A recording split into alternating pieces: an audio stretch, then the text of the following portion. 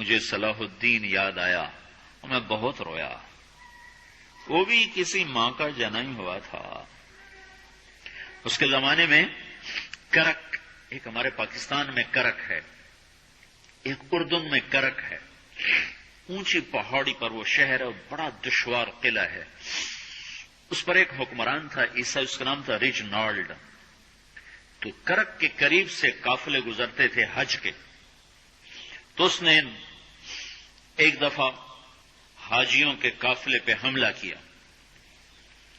اور کہنے لگا بلاؤ اپنے محمد کو تمہاری مدد کرے، اور سارے حاجیوں کو تحقیق کر دیا. اور دوسری دفعہ اس نے بحری بیڑا تیار کیا اور مدینے پر حملہ کرنے کے لیے وہ بندرگاہ تک پہنچا ینبو کی، لیکن موسمی حالات سازگار نہ تھے تو واپس ہو گیا.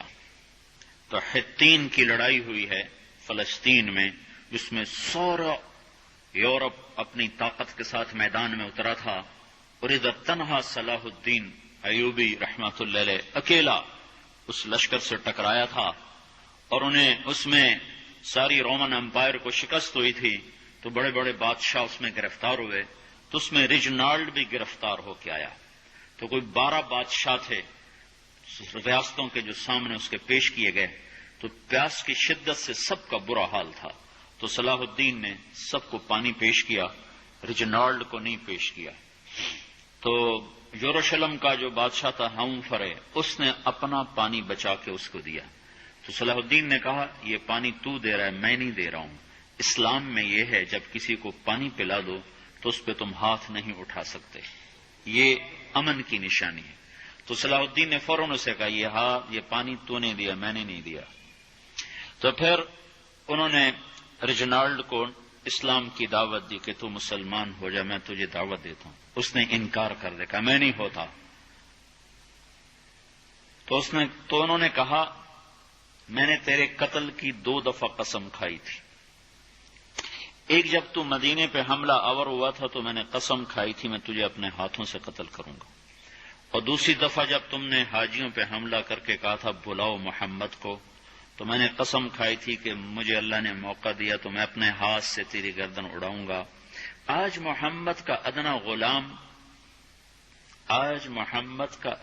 غلام تیری اس بات پر یہ فریضہ ادا کرنے کے لیے آ رہا ہے. اور اپنی تلوار سے اس کی گردن اڑائی. وہ پیچھے لٹک گئی، پوری نہیں اڑی، پیچھے لٹک گئی. خوفناک منظر بن گیا. تو سارے بادشاہوں پہ کپ کپی طاری ہو گئی. تو صلاح الدین فرمانے لگے ہمارے مذہب میں یہ نہیں ہے، بادشاہوں کے ساتھ ہم بادشاہوں جیسا ہی سلوک کرتے ہیں. پر یہ حدود سے آگے چلا گیا تھا. اب مجھے یہ قصہ بھولا ہوا تھا، مجھے انہی حادثوں میں، انہی ہنگاموں میں وہ یاد آیا. تو بعد تنہائیوں میں بیٹھ کے بے بسی کے آنسو بہ جاتے ہیں، اور اس کے سوا کوئی چارہ نہیں ہے.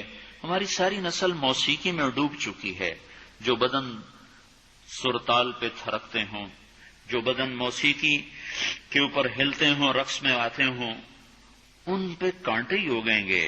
ان پہ صلاح الدین کا پھول نہیں اگ سکتا، ان میں محمد بن قاسم کے پھول نہیں اگ سکتے.